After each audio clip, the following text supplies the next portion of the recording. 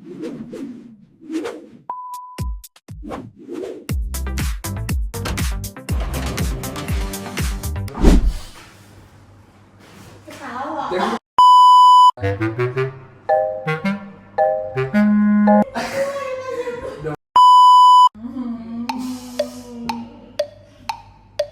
A few moments later.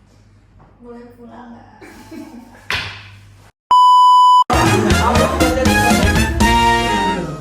Oke, assalamualaikum warahmatullahi wabarakatuh. Perkenalkan, nama saya Muhammad Najib Cahyadi sebagai host, dan saya akan membawakan topik tentang bisnis startup yang berkaitan dengan wirausahaan dan teknologi.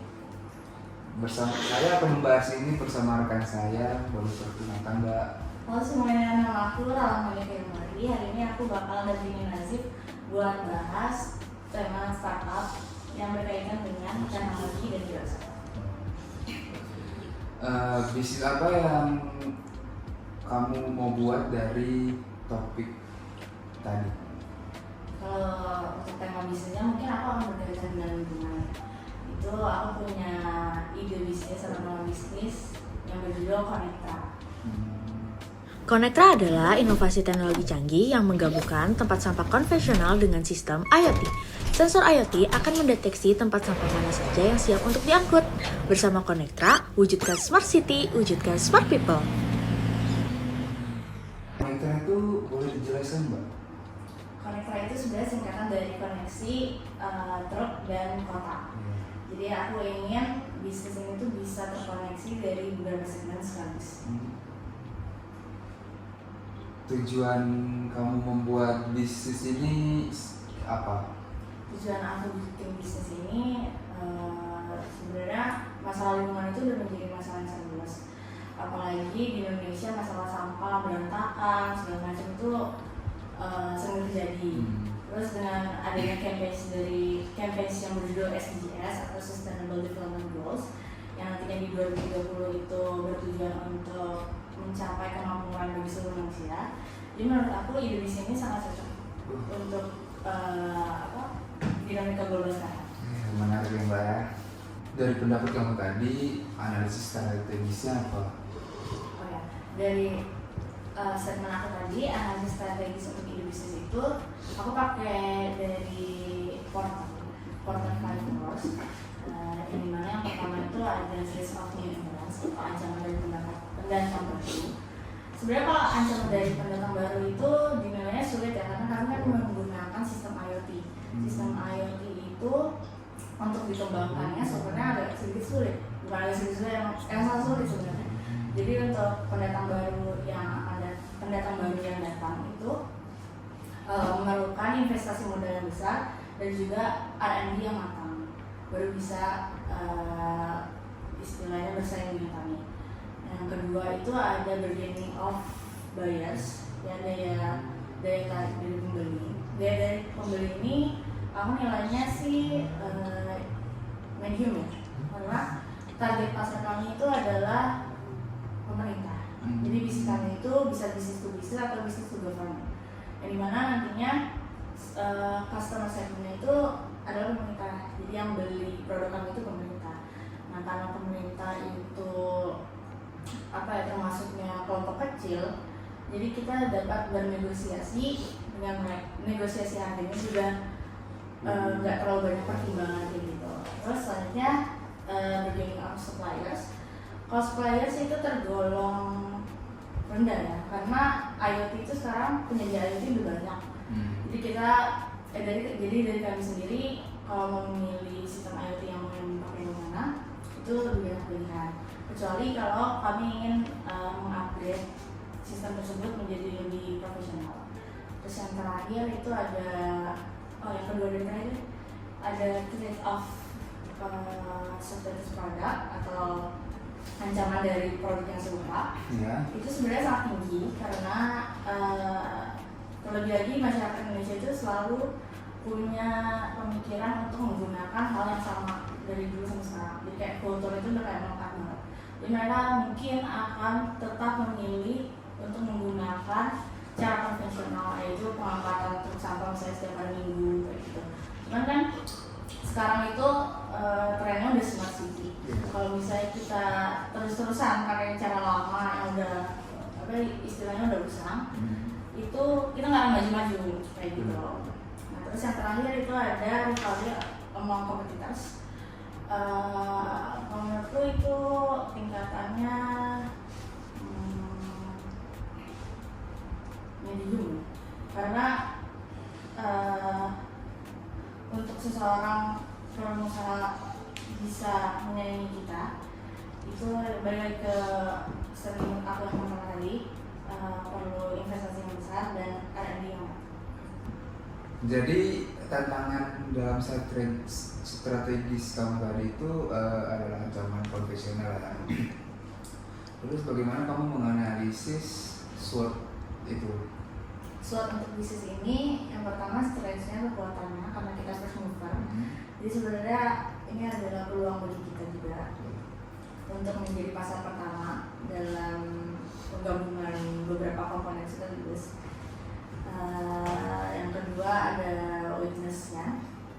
Oh ya, kalau dari stress sendiri, kalau kita pakai strategi Blue Ocean, kita tuh bisa meninggalkan pasar yang apa ya istilahnya terus menerus dengan menggunakan cara lama gitu. Jadi kita pakai strategi Blue Ocean. Untuk weakness-nya mungkin ketergantungan terhadap teknologi ya. Karena untuk mengimplementasikan ide bisnis itu kita hanya menggunakan sistem IoT gitu. Jadi kalau sistem IoT itu nggak ada, sama aja jadi kayak cara lama lagi gitu, tempat-tempat yang konvensional kayak gitu. Sama kelemahannya mungkin kalau kita mau mengedukasi pasar, karena bisnis kita itu bisnis to government, mungkin dari pemerintah sendiri udah teredukasi ketika kita menyediakan bisnis tersebut, mereka udah kayak oh oke, ini punya tujuan jangka panjang yang baik gitu. Tapi untuk masyarakat pasti mereka menolak untuk dimasuki teknologi canggih seperti itu. Mereka pasti mau pakai cara-cara lama karena mereka dinilai lebih murah atau memberdayakan masyarakat miskin cara gitu. Terus untuk opportunities-nya, peluangnya itu customer segment itu yang kita ambil adalah wilayah-wilayah yang menerapkan smart city. Karena smart city di beberapa wilayah itu sebenarnya menurut analisisku sendiri belum menerapkan smart city sepenuhnya gitu loh. Jadi mereka tuh hanya memperindah kotanya aja, tapi tidak tidak mengadaptasi konsep smart itu sendiri. Jadi ketika ada bisnis yang kami mau angkat ini, itu dinilai bisa mendorong smart city itu untuk mencapai tujuannya. Terus yang terakhir ada threats-nya, tantangannya itu balik ke yang aku bilang tadi juga, masyarakat yang masih buta akan masuknya teknologi baru. Mereka tuh pasti bilang teknologi baru ini masih tahap proses kayak pembuatan awal tuh mereka tuh gak mau masukin gitu loh. Jadi kayak mereka tuh maunya teknologi udah matang masuk ke mereka, baru mereka mau menggunakan hal itu gitu. Sedangkan kita kalau misalnya kita lihat dari S-curve, kita itu memang di posisi paling awal. Ya, itu memang agak sedikit sulit untuk melewati S-curve kita dengan mudah. Seperti itu. Kalau bisa dituangi BMC kayak gimana ya terkaitan dengan bisnis kamu? BMC itu yang paling di highlight adalah value proposition-nya. Dimana customer segment kita ini pemerintah yang istilahnya akan digunakan untuk masyarakat secara luas kayak gitu. Terus untuk income-nya itu mungkin nanti kita bisa dapat dari instalasi awal. Kalau misalnya itu yang beli bisnis kita adalah industri kayak gitu. Instalasi awal sama biaya langganan per bulan. Misalnya kalau misalnya kita pasang sampah-sampahnya itu di perumahan, di setiap rumah kayak gitu. Terus habis itu nanti tiap minggu orang-orang bayar menggunakan aplikasi gitu. Revenue streamnya dari situ sih. Lebih simpel ya. dari semua analisis strategi tadi yang harus diprioritasi yang mana? Yang harus diprioritaskan itu yang pertama ada offensive strategi teknologi, dimana kita kan mengadaptasi teknologi baru yang ibaratnya kita mendisrupsi teknologi lama. Jadi itu memiliki tantangan sendiri karena jika kami itu bisa sukses dalam mengimplementasikannya, kami akan mendapatkan revenue stream yang besar, income besar. Sedangkan jika kami gagal, itu lebih parah lagi malah, karena kita udah melakukan proses panjang, terus gagal itu akan menghancurkan segalanya. Terus yang kedua itu dari trade secret, jadi kami harus memperhatikan seperti hak cipta, karena untuk mendesain bisnis ini nggak dipungkiri bisa diambil lagi sama kompetitor lain, karena ini baru pasar pertama. Jadi kalau misalnya ada orang yang melihat, wah ini menarik, terus mereka mempunyai modal yang besar dari segi software, hardware, atau investasi, itu akan menguntungkan bagi kami. Terus yang ketiga itu kami harus menyusun kolaborasi juga, bisa menggunakan strategic alliance. Jadi kita bekerja sama mungkin dengan pihak-pihak yang memiliki pasokan atau supply untuk hardware-nya. Jadi kita bisa lebih fokus untuk kemampuan inti kita untuk meningkatkan pasarnya atau software kita sendiri. Terakhir itu adalah kami harus menyadari posisi kami di S-Curve itu masih di tahap awal, di mana potensi peluangnya itu sangat besar, tetapi pasar belum teredukasi.